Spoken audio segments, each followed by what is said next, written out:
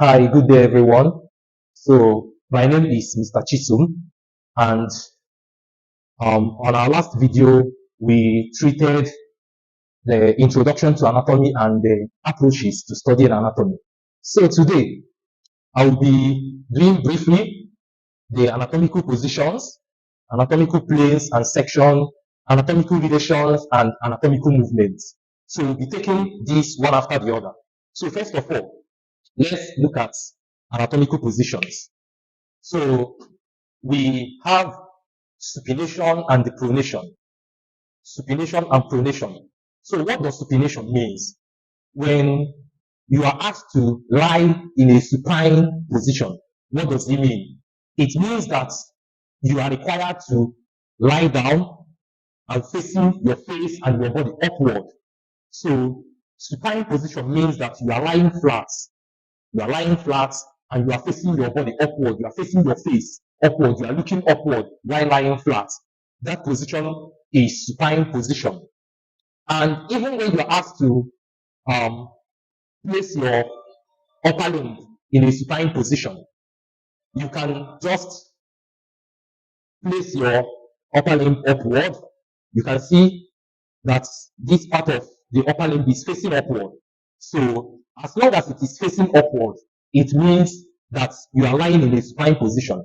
Then supine, then pronate. The second position is pronation. What do we mean by pronation? When you are asked to pronate, it means the opposite of supination. It means that you'll be lying face down. That is to say that you lie flat and your face is facing the ground. So the pronation or pronating is opposite of supination or supine. So that is it for anatomical positions. So that when you hear these positions, you'll not be confused. And that's why we are doing this. Then let's look at anatomical planes and section. Anatomical planes and section. So the first plane we have is the median plane. We have about 4 planes. We have about 4 planes and 3 sections. Now I'll tell us the difference between plane and section. Plane, when we say anatomical plane, it means that we are referring to a whole body. It means that we are referring to a whole body. But when you hear section, it means that we are referring to some parts of the body or different parts of the body individually and not the whole body as one. So plane is relative to the whole body, while section is relative to the different parts of the body, like the head, the hand, the forearm, and the arm. So that is it. So let's see the first plane. The first plane we have the median plane. We have the median plane. Median plane. So what do we mean by median plane? The median plane simply means that this plane, just like you are looking at this structure here, median plane simply means that midline. So whenever you are asked to draw the median plane of the body, it means that the plane is crossing the midline. It's a vertical plane. It's a vertical plane. Vertical means so it crosses the midline from head, dividing the body into 2 parts, the right half and the left half. So median plane, when you're asked to draw the median plane of the body, it means that you should divide the body into 2 from the midline down. So you can see here that this vertical division runs from the head at the midline. Remember the midline down to the foot. So that is what we mean by median plane. It is a vertical section. So diagrammatically, let me represent what I mean. Let's just assume that this is a human. This is a human. So this is a sketch. This is a sketch. So the median plane simply means a vertical plane running from head down, dividing the body into the right half and the left half. That is the first plane. So whenever you hear median planes, you will not be confused. Then we have the second plane, which is the sagittal plane. We have the sagittal plane. Sagittal plane. Sagittal plane simply means, just like the median plane runs from the middle, sagittal plane runs parallel to the median plane. So when you are asked to draw a sagittal plane of the body, it means that as the midline is the median plane, sagittal plane should run parallel. It should run parallel to the median plane. So it is a vertical plane actually running parallel to the median plane. You can see it runs parallel to the median plane. It runs parallel to the median plane. Now the difference between the median plane and the sagittal plane is that the median plane, while it runs vertical and at the midline, the sagittal plane runs vertical but not at the midline. It runs parallel on both sides. On both sides. So that is what we mean by sagittal plane. Then we have the third plane, which is the frontal plane or the coronal plane. The frontal plane means that this plane is a vertical plane as well, but it runs by the side. It runs by the side. So you can see the structure here. Vertical plane runs by the side, dividing the body into the one at the front and the one at the back. It divides the body into two, the one at the front and the one at the back. So the frontal plane runs vertical. It runs vertical by the side. It runs vertical by the side. Then we have the final plane. We have the transverse plane. The transverse plane is a plane that runs, it runs and divides the body into the upper half and the lower half. So this is the transverse plane. The transverse plane divides the body into the upper half and the lower half. So these are the four planes that we have in anatomy in relation to the body. Then let's look at sections. We have just like we have in that of the plane. The sections we have are three in number.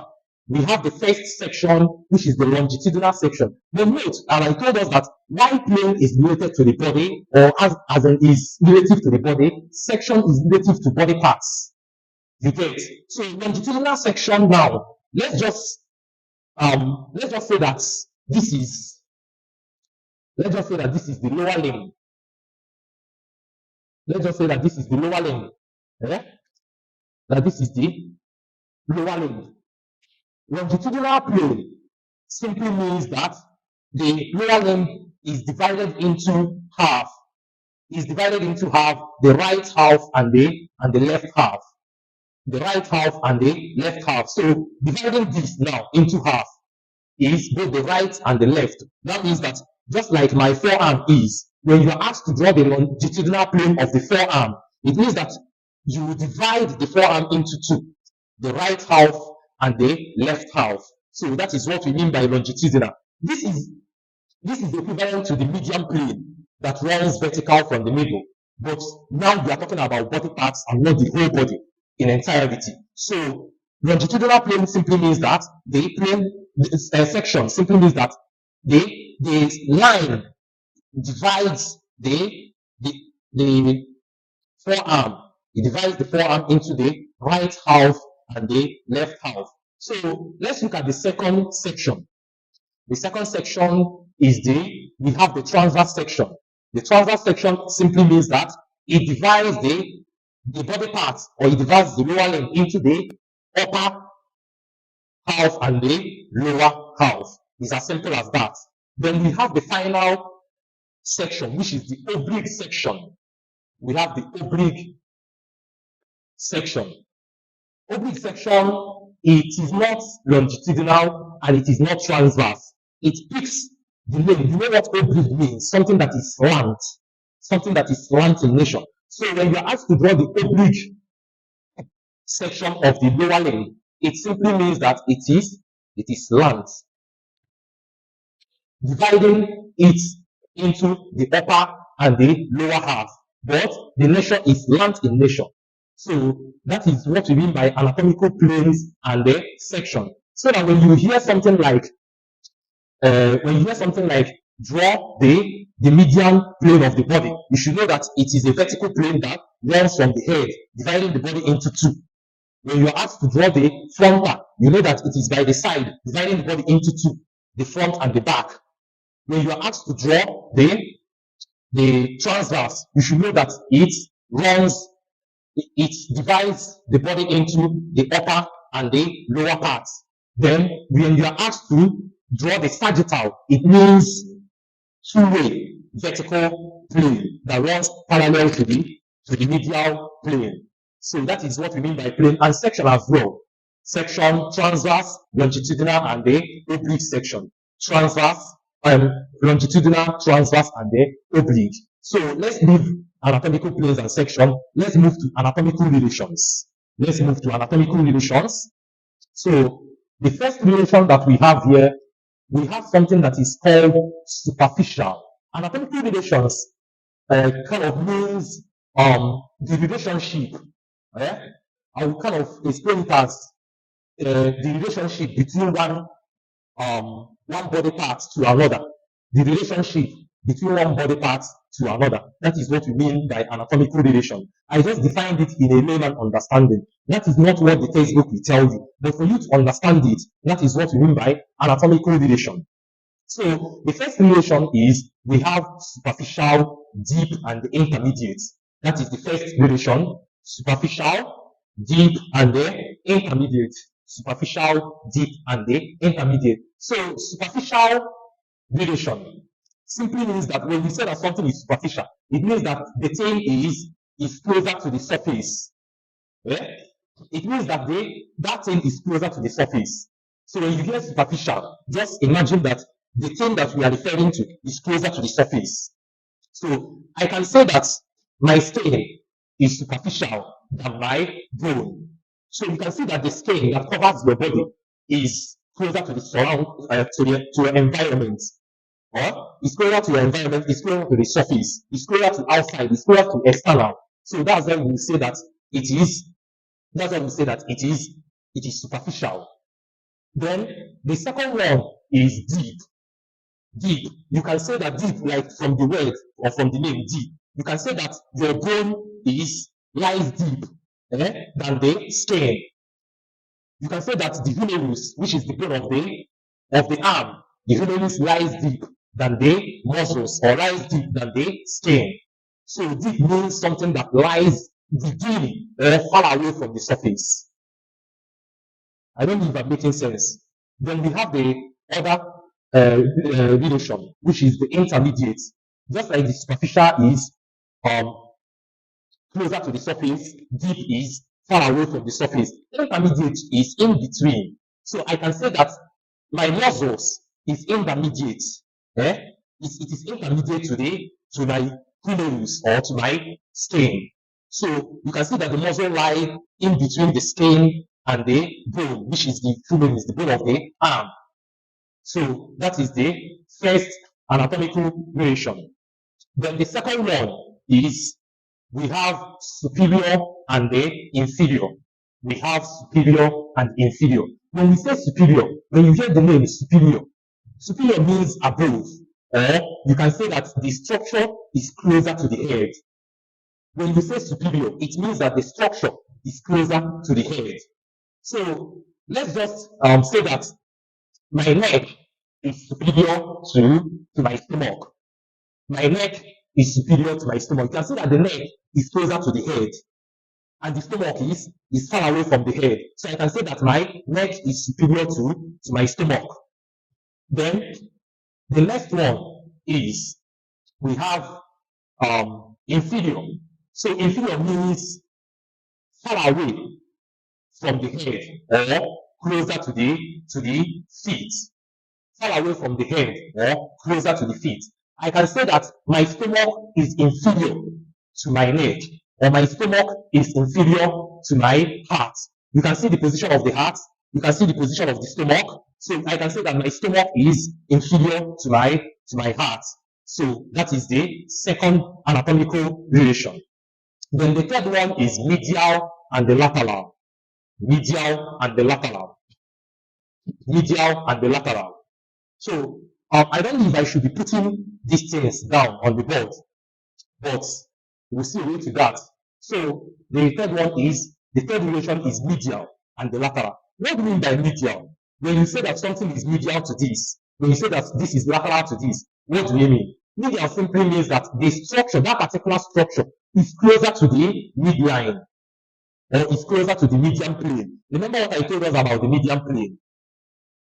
It's closer to the median plane, that is the midline. So when you are asked to when you are asked something like what do you mean by medial, what do you mean by lateral, you should simply know that medial means closer to the midline.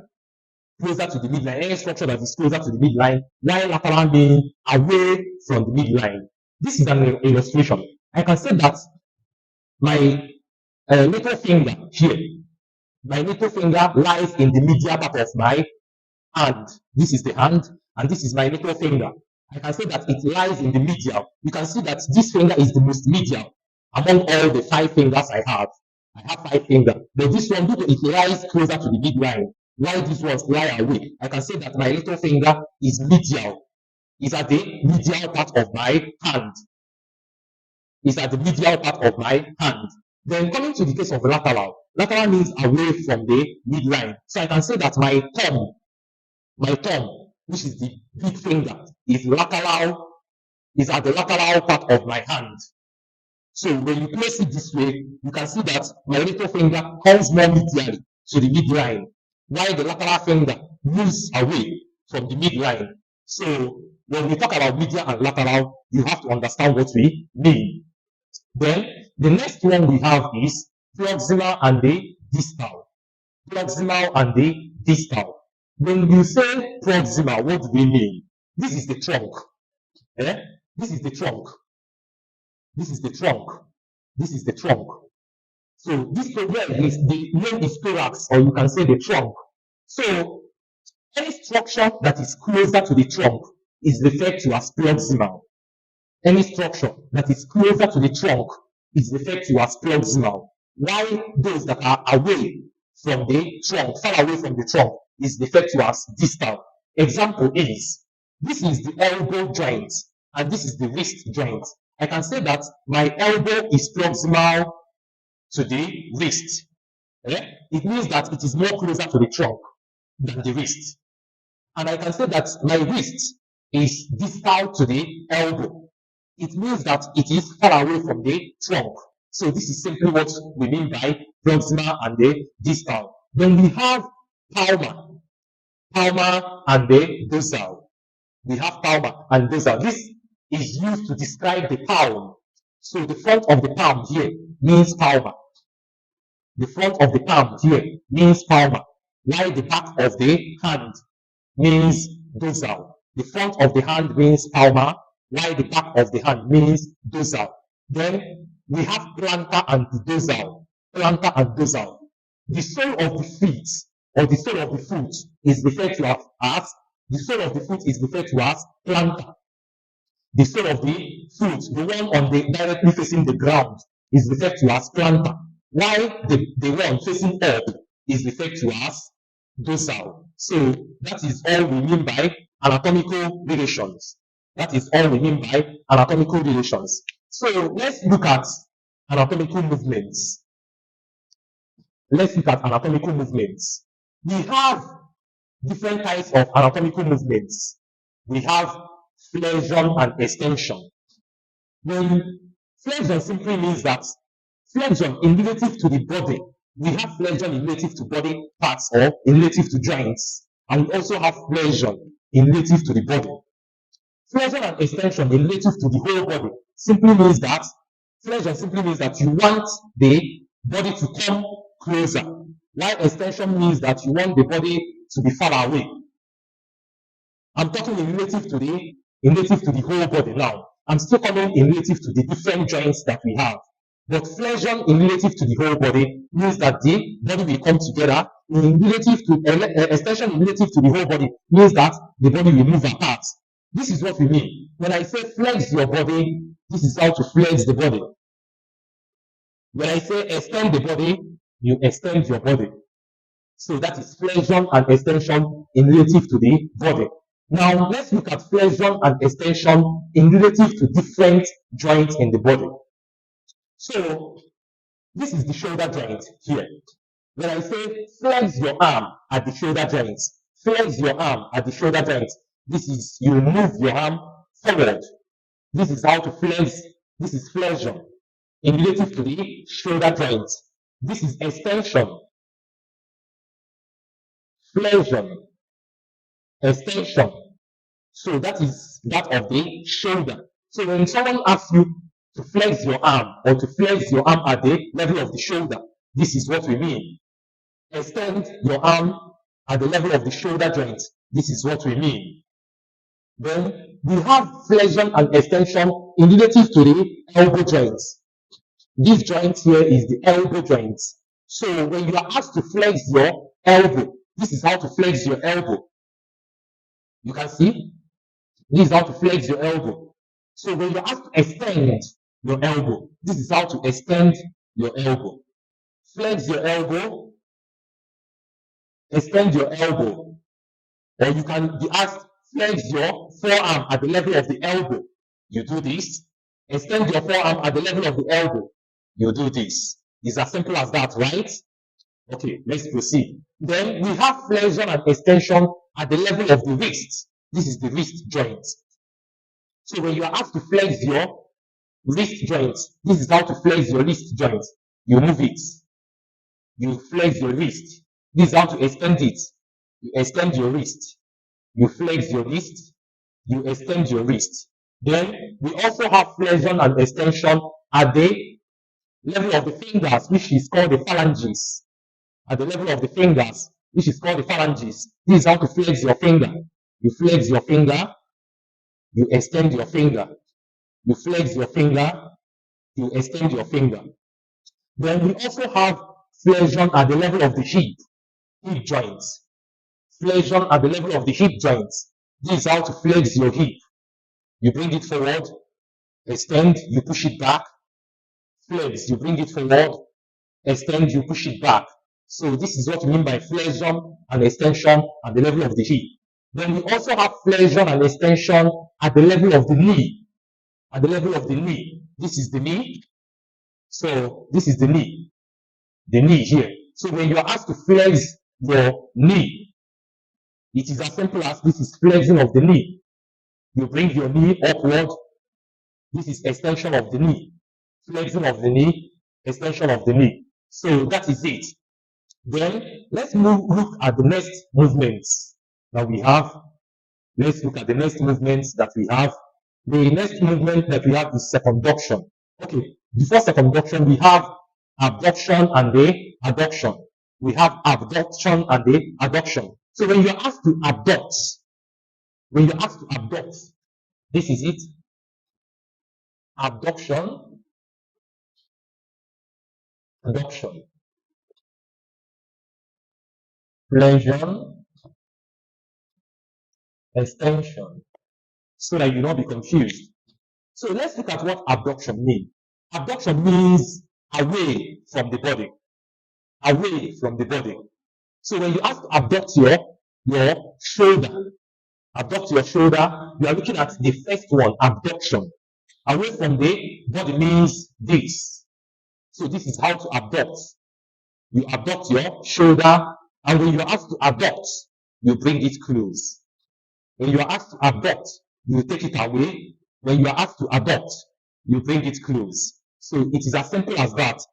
Then, if you look at the fingers, when you are asked to abduct the finger, you push the fingers away.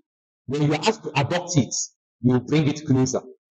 Abduct, you push it away. Abduct, you bring it closer. So it is as simple as that. Are we together? So the next movement is circumduction. Circumduction means that particular joint takes all form of movement, just like the shoulder joint. Shoulder joint means, circumduction means a rotational movement. It takes all movements. Rotational movement. You can see the shoulder joint moves in circumduction. Rotational movement. It moves in any direction. It moves in any direction. When you compare it with the elbow joint, you can see that the elbow cannot move this way or this way. It can only move, you can only flex it and extend it. Supine and pronate. That's the only thing you can do. But you cannot move it around. Just like we have in the wrist. You can move your wrist around. You can move your wrist around. So that is circumduction. And you can move your shoulder around. That is circumduction. So if we've seen that, let's look at the next movement, we have elevation and depression. When you are asked to elevate, when you are asked to elevate your body, this is what we mean. Elevation, depression. Elevation, you elevate your body. Depression, you bring your body down. So it's as simple as that. When you have to elevate something, it means bringing something up. Depress, pushing it back. So when you have to elevate, it simply means you push your body up. Depress, you are bringing down your body. So that is it. Then we have another movement. We have another movement here. We have dorsiflexion and the plantar flexion. We have dorsiflexion and the plantar flexion. This one is used to describe the movement of the foot. Dorsiflexion and the plantar flexion is used to describe the movement of the foot. Dorsiflexion, dorsiflexion and the plantar flexion. Dorsiflexion and plantar flexion is used to describe the movement of the foot. So we have the next movement here. The next movement we have is protrusion and the retraction. Protrusion and the retraction. Protrusion means when you are asked to, protrusion means pushing forward. Retraction, pushing backward. The joint that takes that movement is the temporomandibular joint. The temporomandibular joint here is the joint that takes that movement. So we are asked to protrude your lower jaw. It simply means that you are bringing forward your lower jaw, something like this. Then retracting it is putting it back. Retracting it is putting it back. So that is all we have. So I believe that at the end of this, you've been able to know what we mean when we say anatomical positions, know what we mean when we say anatomical planes and section, know what we mean when we say anatomical relations, and then anatomical movements. I think I should do a recap for easy understanding. So in the anatomical positions, I told us that we have supination and the pronation. Supination means when your body is facing up. When you are lying flat, your body is facing up. And the pronation means when you are lying flat and your body is facing the ground, your face is facing the ground. So that is what we mean by anatomical position. Then we have anatomical plane. I told us that we have 4 planes. We have the median plane, we have the sagittal plane, we have the transverse plane, and then we have the median, sagittal, transverse, and the frontal or coronal plane. Then we have sections. We have the longitudinal section, we have the transverse section, and we have the oblique section. In anatomical relation, we have superficial. Superficial, remember that I told us that superficial means closer to the surface. We have deep. Deep means something that is away from the surface or inside. Then we have intermediate, in between. Then we have the next one. The next one we have is superior and the inferior. Superior is closer to the head. Inferior is closer to the feet. Then we have the medial. Medial is closer to the midline, while lateral is away from the midline. Then we have proximal and distal. Proximal means that it is closer to the trunk. Remember what I told us? It is closer to the trunk. While distal means that it is away from the trunk. So we normally use that when we talk about you can say that the elbow is proximal to the wrist, or the wrist is distal to the elbow. Then we have palmar and the dorsal. We have palmar, which is used to refer to the palm. We have dorsal, back of the palm. We also have plantar, which is used to refer to the sole of the foot. And we have dorsal, which is the part of the foot facing upward. Then coming to anatomical movements, I told us that we have flexion and extension. So flexion, I was able to narrate flexion, flexing the whole body and flexing the different joints in the body.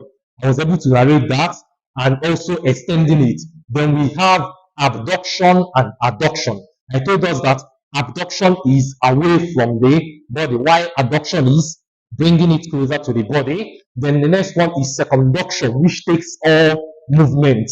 We have elevation, when you elevate your arm, depression, when you depress your When you elevate your shoulder, rather, not arm. When you elevate your shoulder, depression is when you bring down your shoulder. Then we have protrusion and the retraction. We have protrusion and the retraction. We have dorsiflexion and the plantar flexion. So this is all you need to know in introduction to anatomy. So in the next class, we'll be looking at the humerus, the humerus, we look at the humerus, we look at the ulna and the radius before moving over to the shoulder region and the rest of them. So please, I would like us to subscribe to my YouTube channel, Learn with Chisom Grades. Learn with Chisom Grades. Please, it is very important you subscribe, because once you subscribe and I drop any video, remember that this video is very important to you. This that I'm doing, nobody will do it for you. This video is very important to you. It will help you. You will tend to memorize what you watch easier than what you read. So whenever I drop a new topic, it will come to your notification. Thank you very much.